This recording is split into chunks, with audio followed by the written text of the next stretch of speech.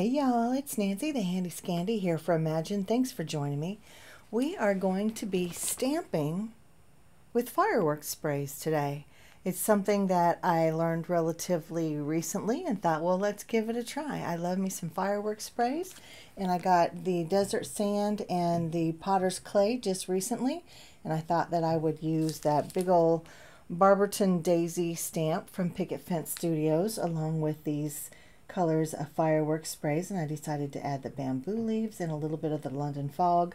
The London fog gets taken over in the whole process. It really doesn't play much of a role at all.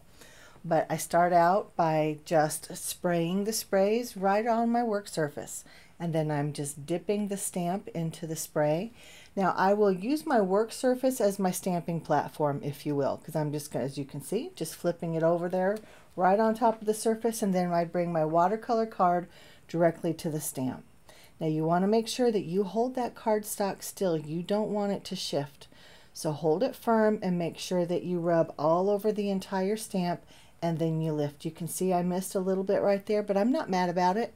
I do it a couple more times just to see how many good prints I can get, if I can get a full coverage print, and from there I will make a card and I will choose the one that I like best out of all of these.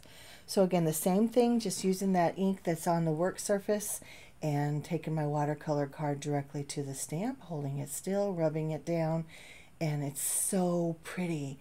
It's something I never expected would work, to be honest, because I just thought they were too fluid, and they are quite fluid, and it stays quite runny on the stamp. That's why you want to make sure that you, to me, flipping it over upside down allows the ink to fall down into the crevices and not onto your card.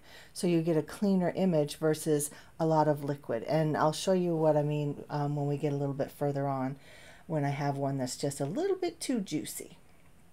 So again, just stamping it several times, just trying to find my favorite. And you got to know that I did not waste any of that ink. So I created a bunch of different inky, messy, glorious backgrounds that I absolutely love. I used the Whimsy stamps, mixed media bits stamps to help create these backgrounds. And that Argyle is a stencil from a Colorful Life Designs. It's fairly new as well, and it's called Messy Harlequin. And I just love me a Harlequin, and I had to get this one when I saw it. But yeah, beautiful. And here I am stamping in black, which is the Tuxedo Black fireworks spray, and I'm stamping in black over the colored grungy backgrounds, and I really like that contrast. That is very stark to me, and it just makes my eye happy. Now I am a grungy girl. I love the grungy backgrounds, and you can see how these two got a little bit too juicy. I just had way too much ink on them, but I'm not mad about it. I like the way they turn out. I really do. And then I took that black ink that was sprayed down, and you can see that I kind of rubbed the edges of my backgrounds into the ink just to edge them. And then with this one that's going to be a bookmark, I used the creative medium and I spread it through the stencil, and I allowed it to dry till tacky. And then I used this transfer foil, and it worked. I was not sure how it would work with the creative medium. So this is all about exploration and discovery for me today, and I am having a blast. Now, a moment ago, I said how much I love a grungy background, and I do.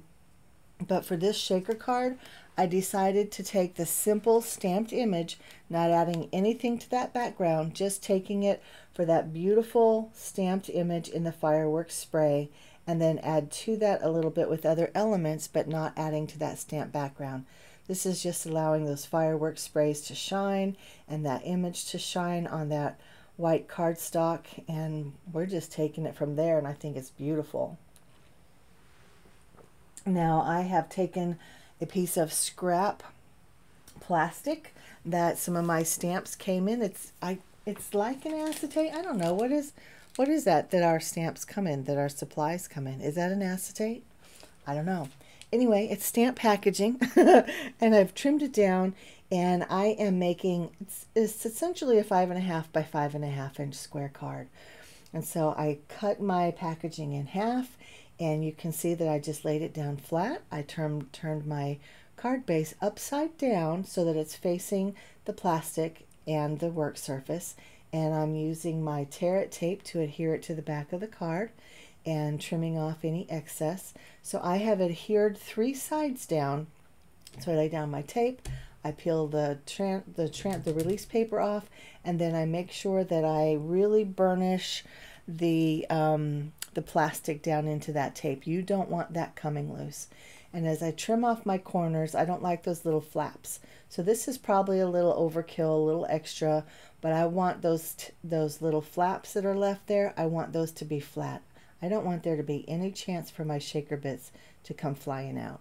So again, probably a little overkill, a little extra, because I'm going to be adhering this whole panel down to a card base, but this was my process. It is what it is. You don't have to do it for sure. But now with 3 sides closed, I'm bringing in my shaker bits. So this is where the fun starts to happen. So my confetti bits are from This Calls for Confetti. That first mix was called Midnight Dahlia. It's one of my absolute favorites. Love it. I used about half of my container, and I'm glad and I'm sad at the same time. I'll just have to order some more. That's all. This mix is called Victorian Halloween, and I just pulled out the big spider webs and I used the rest of it, and it's so beautiful. Those colors match the fireworks sprays so well, and then the green from the Victorian Halloween is a perfect match for the bamboo leaves fireworks, and I am just in love. So I'm adhering that final side down and trimming off those little excess bits, and then I adhere this whole panel down to the card base. And again, it's very simple so far, but I love all of the colors and the textures and the shapes of those confetti bits. They really just, they enhance that image and all those beautiful fireworks sprays. And so on the back, I've taken some more tear it tape and I've plastered this because I don't want it coming off. And I'm also using some of the On Point glue. And then I kind of plastered that on the back and I added it to the card base. Added the card base to that green panel on the back. And then of course the words Big Hugs, that's from Whimsy stamps as well. And this is my final card and I love it. I'm so glad that I didn't grunge up that background. This, however, of course, is a grungy background and I love it as well. I added some heat embossing to the edges and just some lines to kind of frame it out, and the sentiments, those are from Whimsy as well. Now this one, again, grunged up the edges with the embossing powder and some hand-drawn edges, and the thank you is from Whimsy. And this one again with the grungy embossing along the edges and the almost abstract stamped flowers there on the sides, but I love it. Just a little bit of a tassel at the top and a little charm that was just from Amazon. But those are my projects today. This one is the star of the show. This is why we're here. This shaker card, I think it's beautiful. I love that simple background, but I also love that it's that full panel shaker card. And these grungy ones just have my heart as always. There's not one that I dislike. I think this one, to be honest, is my favorite. The thank you, I think, is beautiful. That one just, there's something about that, the contrast of the black stamped image over that Harlequin background. Love, love, love, love.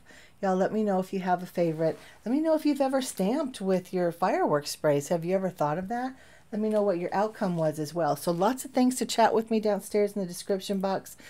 You can find everything I've used downstairs in the description box. And until next time, this has been Nancy, the Handy Scandy for Imagine. Mwah! I'm out.